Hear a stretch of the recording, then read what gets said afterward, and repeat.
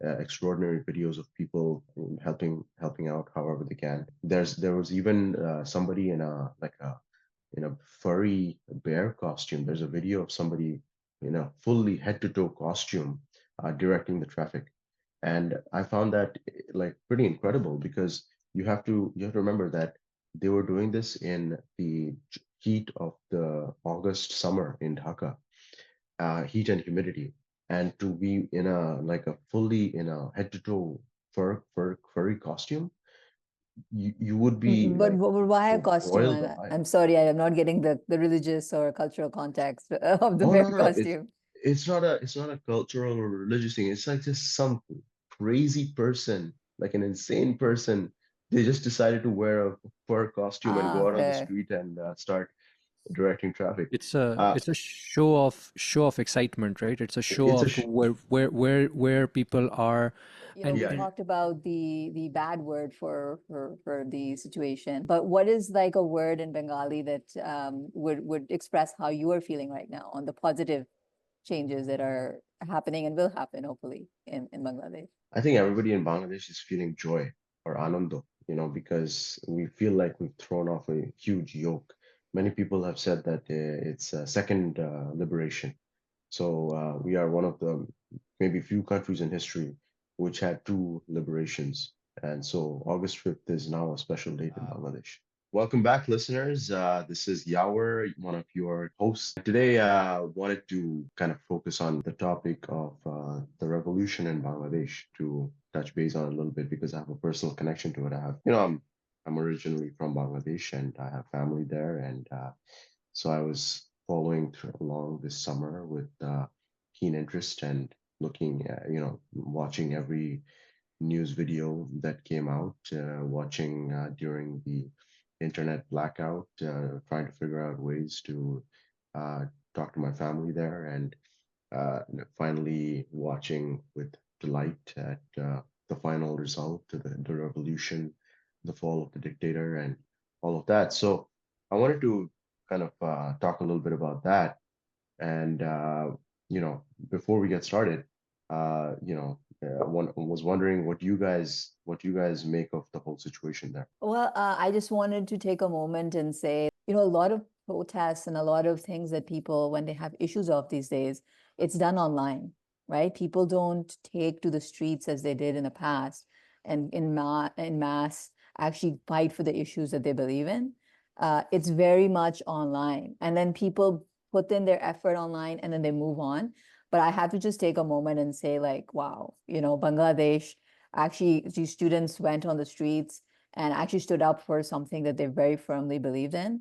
And it made an impact, meaning that you don't have to just sit at home and put in a donation and wait to see if your effort actually becomes there. Actually just old fashioned going on the streets and making people hear what your issues are. Yeah, what a Yeah, makes an impact. rarity nowadays, especially if you look at different parts of the world where most of the protests and like activities are extremely online, and people are arguing back and forth on Twitter or other social media.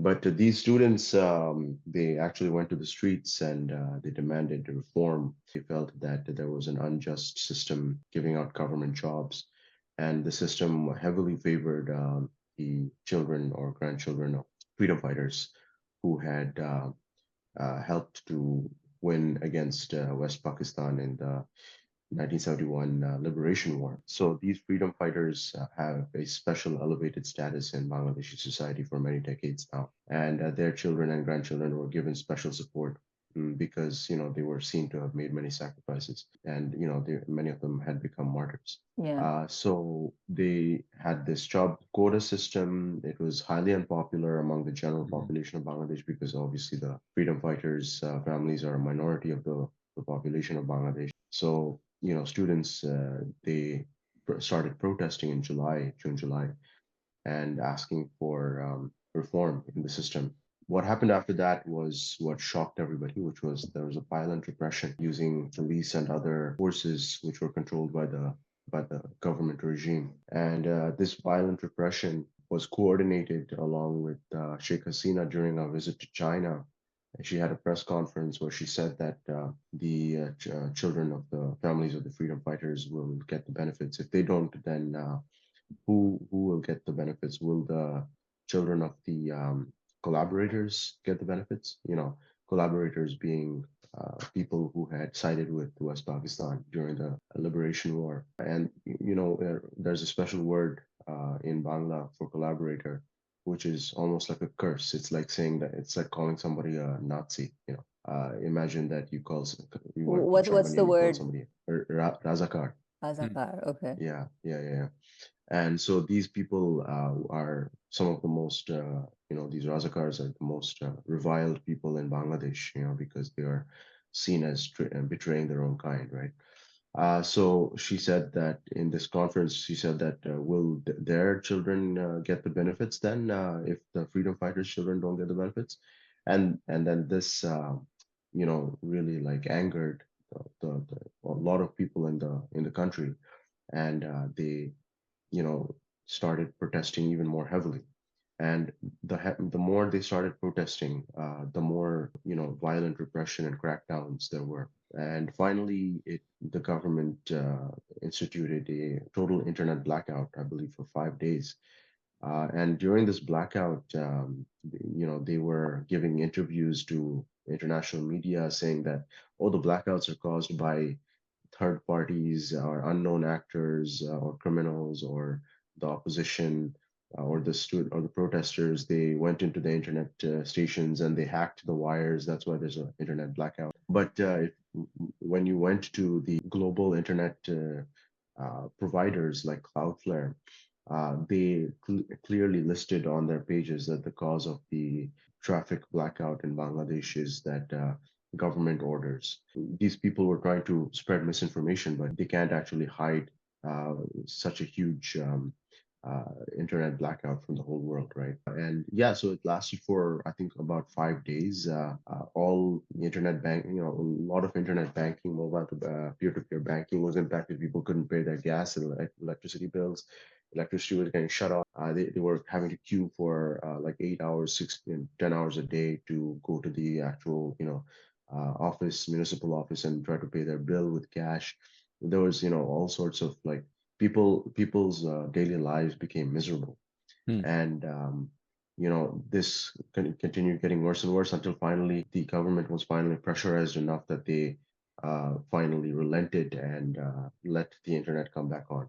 I have a couple of questions. The first question is a more present question. What is the situation right now? How is it right now? Have has the situation returned to normal? How is the society feeling right now?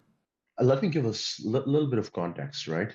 So eventually all of that happened, and on August 5th, Sheikh Hasina fled the country. She went to India, and India quickly took her in, and they've kept her there ever since. Ever since then, the interim government was formed in Bangladesh. Two or three significant things happened, which is that the student protesters demanded that an interim government be formed with people that they respect. The chief person is Professor Yunus, who is the founder of Grameen Bank and widely regarded as one of the people who brought microcredit to the world.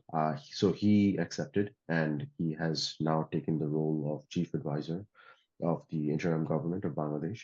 And there is a council of other advisors from various backgrounds, experienced people from different parts of society who form up this council. So they are working hard, but the situation is has was hampered by many different factors. But the first factor was that for the first few days after the revolution happened, all the police forces in the country went completely missing, and they completely like disappeared, and they like basically went underground. They went into hiding. Well, why? Why? Because the reason was because they were afraid for their lives. They were afraid that they would be killed in retaliation for the police's use of lethal force against the protesters. Just a couple of weeks ago. So they were afraid for their lives, and they said that we won't come back to our jobs until our safety is guaranteed. the police unions, right?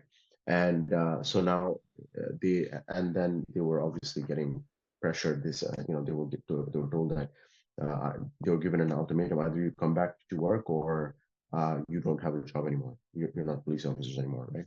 So these kinds of tensions were in the country. Meanwhile, while the police were missing in action, ordinary citizens, students, people from all walks of life, they went out onto the streets and started managing the situation. You know, one of the major problems, especially in Dhaka, is the traffic. So you would see a lot of people who would be just out on the streets, and they would have a stick in their hand and a whistle, and they would be directing the traffic. Because you know how it is in South Asian countries. Traffic is a huge, very messy problem to deal with, right? So you need people to control the traffic. So yeah, these students, these protesters, people from all walks of life, they came out, managed traffic, handed out water bottles, food. You guys have seen the videos that I sent you. There have been extraordinary videos of people helping out however they can. There was even somebody in a furry bear costume. There's a video of somebody in a fully head to toe costume directing the traffic. And I found that like pretty incredible because you have to remember that they were doing this in the heat of the August summer in Dhaka, heat and humidity, and to be in a fully in a head to toe furry costume, you would be But like why a costume? boiled alive. I'm sorry, I am not getting the religious or cultural context of the Oh bear no, costume. it's not a cultural or religious thing. It's like just some crazy person, like an insane person.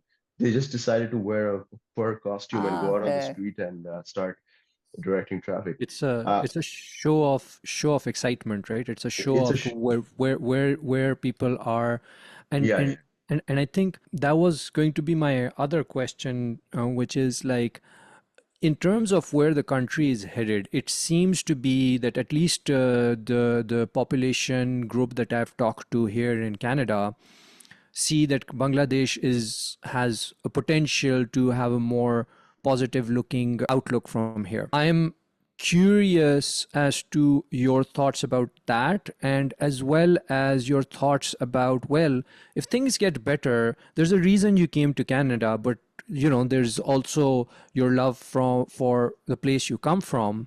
So would you consider going back? What are your thoughts on that side? okay. So to tackle your questions, right? So the first biggest impact that every Bangladeshi will tell you is that now people feel as if a great burden has been lifted from our shoulders, and that a hand has been taken away from our mouth, from in front of our mouths, and now we can say whatever we want. Because in the previous regime, if you said the wrong thing, then you were always afraid that you would be disappeared. And this actually, like, literally, people saw the results of what would happen, because people were they saw that the prisoners that were freed from hidden black sites. There's one black site called House of Mirrors, and fancy name, but it's basically like a site for holding political prisoners. And these people were kept in solitary confinement, and they had huge haggard beards, and you could tell that they had been there for a long time. Anyway, so now there's actual people feel like there's actual freedom of speech. Bangladeshis can express themselves, without fear of being disappeared the next day.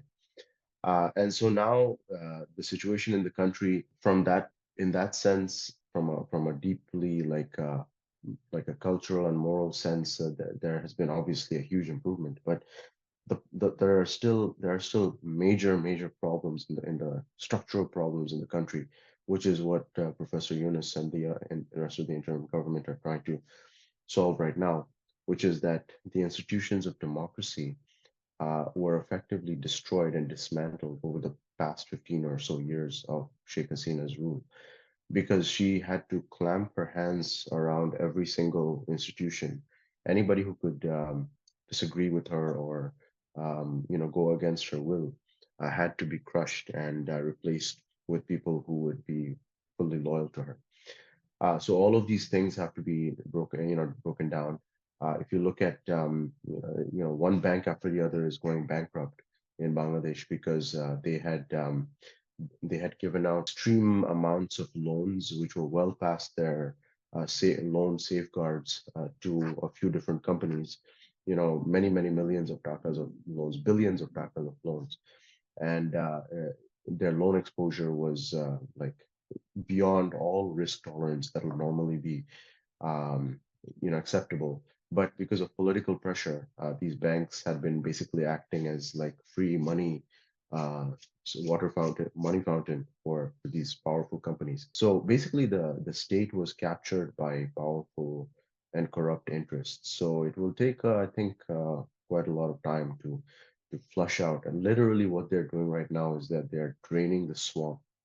So it will take some time to drain this swamp. So as for going back, if you're an immigrant to Canada and or other countries, and you're thinking about going back, I mean, I'm sure some people will think about it, but I don't think people would seriously consider it right now.